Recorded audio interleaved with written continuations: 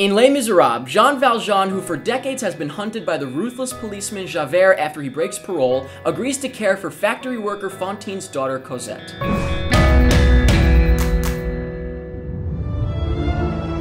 I'm cold. Would you let me stay here for tonight? I know who you are. You're Jean Valjean.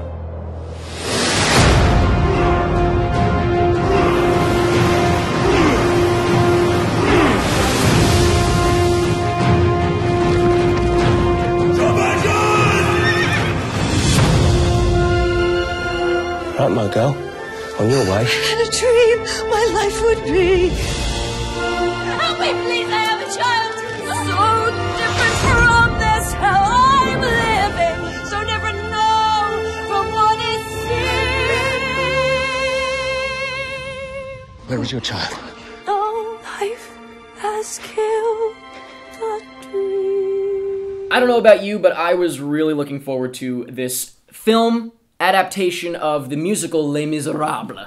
Yes, I was also looking forward to it very much ever since I first heard about it. And also, we were in Les Miserables. You were in it twice. I was in it twice. You were in it once. Off high school and high school. Yes, correct. And I was in it once, yes. And we both actually played Jean Valjean. And the same production. Just kidding. Just kidding. But we did hear it over and over again, clearly. You double the time I did, I guess. And so it is ingrained into my memory, the lyrics, the music, everything. And so I think that we probably are a little more scrutinizing because of that. Because we're not going in fresh or anything like that. We're going in kind of with knowledge of the show and expectations based on that. Right, and we knew the story, so it wasn't like we were going to go in and be surprised by some twist. Right. Although, we'll get into some major differences between the musical and the movie. I would say the surprises came in how they did things. How, you know, like the shots and stuff like that. I was curious about that. But I have to say, even going in with, I guess, maybe a little more scrutiny just because, you know, it's like, I can't get it out of my head from all the times hearing it, I loved it. I also did, too. I thought the cast was great. I thought their singing was fantastic. I thought it looked beautiful. And I thought it was pretty, I don't want to say well-paced. I'll get into this in a moment. But I thought it was quick. It really flew by. 2.5 hours, I think, went pretty quickly. But I don't think you thought it went as quickly as I did. Yeah, right? I wouldn't say it necessarily went quickly. Not quickly, but it wasn't, like, excruciatingly long. I have to say, I felt like a lot of the scenes were kind of rushed through. Most notably in the first act for me. Really? I'm backwards. I think the second act was a little more rushed.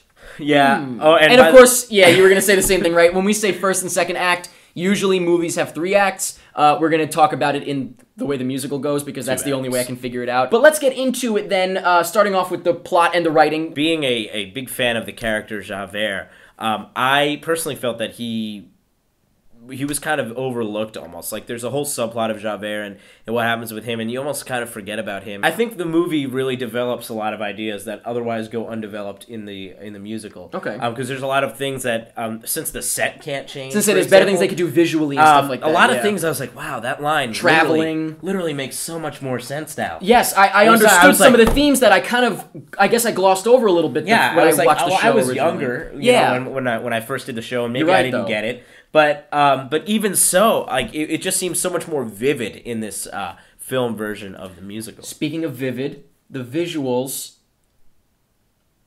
Great. I'm trying to make a segue here, but let's move on to the directing. That being said, and the visuals of the movie, which this really is, I think, my favorite aspect of the movie. As much as, you know, we'll get into the acting. As much as I thought some of the acting and singing was great. Sure. The visual, not just the visuals, but the camera work.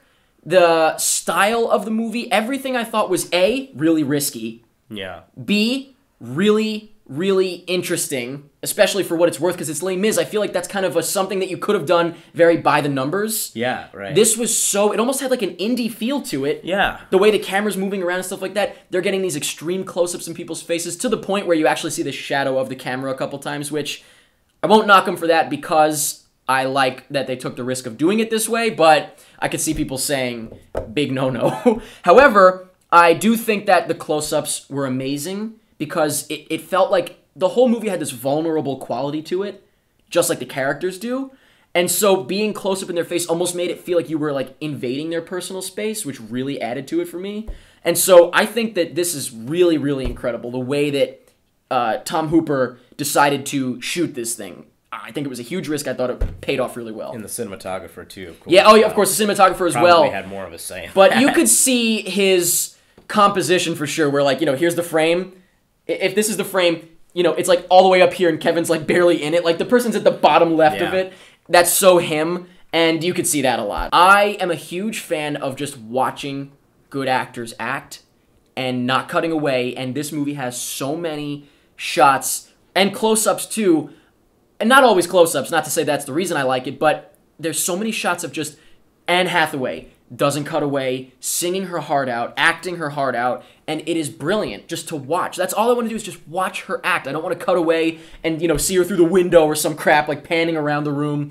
That's what I want to see, and I loved that so much. I felt that was bringing a bit of the theatricality. The other thing to note, of course, is that the actors are singing what they're singing live. I'm so glad you just said that because I almost didn't mention it, and that was actually the thing I was most excited about going into this movie. Exactly. They, if you don't know, most of the time in movie musicals, they pre-record the vocals, play them back on set so they can lip-sync to it, which is understandable. It's easier. I mean, you know, what they did here is plus riskier, trickier. You know that they're sounding perfect. Right, exactly. They want to get it perfect. But in this case, that wasn't the point. And I'm a fan of that, by the way. I actually like when there are imperfections. Yep. Because I think it's just, I don't know, I think it's better in anything, in it's any like music. Theater, you know? So, it's going to be, exactly. If you're doing it a million times. They actually sang on the set, which Right. is a first, as far as I know, for movie musicals. Blew my mind when I found out, and I thought it was fantastic in the movie. Because, for example, like the foreman is singing, and he's singing blah, blah, blah, and then she shoves him, and he goes, while he's singing. Yeah. Like, you hear that, the shove. Yep.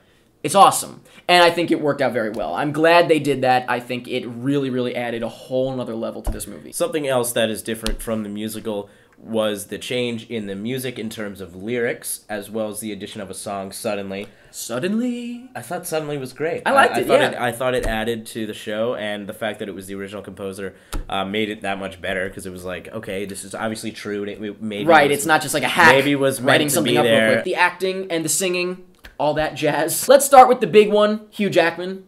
I thought he was great.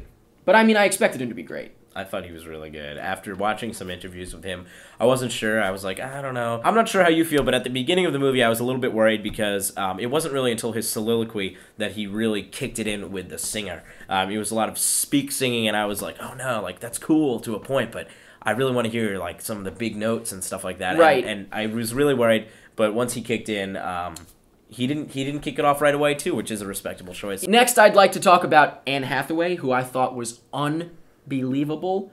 I think she was probably my favorite. She really, really, really surprised me and blew me away. I was expecting her to be great from what I've seen in the trailer and stuff like that, but I mean, I was not prepared. By the end of her one, like I said, you know, I Dreamed a Dream, by the end of that, my mouth, well, I was like wide open, my eyes were, you know, welling with tears, and I was just like, and the whole theater clapped after that too. It was unbelievable. It was incredible.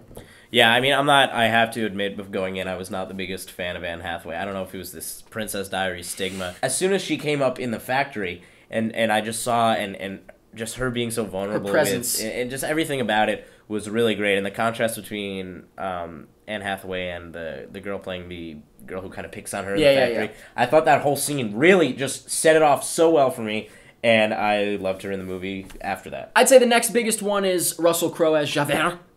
Javert, Yes. if you're nasty. I think he probably was the weakest one in the movie.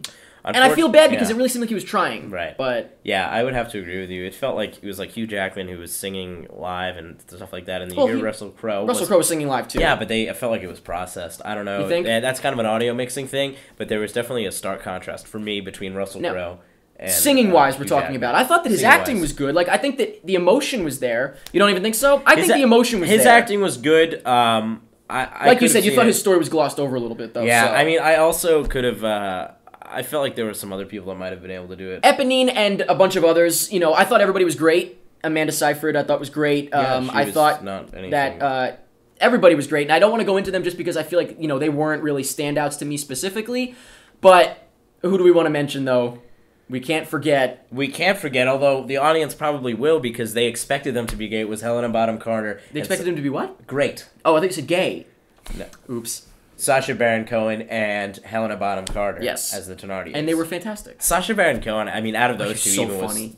was so great. He really got me laughing anytime he was on the If screen. anything, I felt uncomfortable laughing in some scenes because he was funny when I didn't think it was supposed to be that funny. Right. But Sacha, he doesn't give a damn. He just does No, whatever he and wants it's what the anyway, character so. is. And the last we want to mention are the kids who were great. I mean, the little girl who played Cosette. I mean, you just saw her and you're like, what? This is very cute little emotional girl. eyes. Yeah. And with her, with Hugh Jackman was amazing. It was great. Eponine wasn't anything. Not much in it. spectacular. Yeah, I think she just walked by at one point. Gavroche, I mean, that little kid, he's great. He was good. He had spunk. He had the spunk you need. You're So, rooting for him. Overall, I think we can say that the acting, the singing, just the whole fact that they sang on set, that whole deal, very impressive. Right. Very impressive. You can feel it in the movie. It really worked out. It's definitely a must-see for if you're a theater-faring folk, as you might say. Very well said. Obviously, although if you're into the theater, you're definitely going to see it anyway. Who am I kidding? I mean, you know it. You're going to see it. Yeah. But do you think people who aren't into theater and aren't into musical and stuff will like it? I don't know, because it is a little... I feel like if you don't like it, it might be slow. It's a musical that I feel like non-theater people would like anyway. Really? Okay. And I think that they did such a great job with it that I recommend it to anybody, and it is truly a work of art. But let us know what you thought. I don't know about you, but I'm very curious to see what people will think if they have not ever seen the show or heard the music. So please let us know if you've seen the show, heard the music, if you know the show, if you don't know the show. Let us know how you went into it. Then let us know, of course, what you thought. Let us know what you thought of the acting and the singing. Let us know what you thought of the camera work and the visuals. Let us know anything that you want about Les Miserables, excuse me. Yes. They Sure. didn't shorten it, did they? No. S or Z. Les Whatever you want to Miserables. do. And that's pretty much it. Say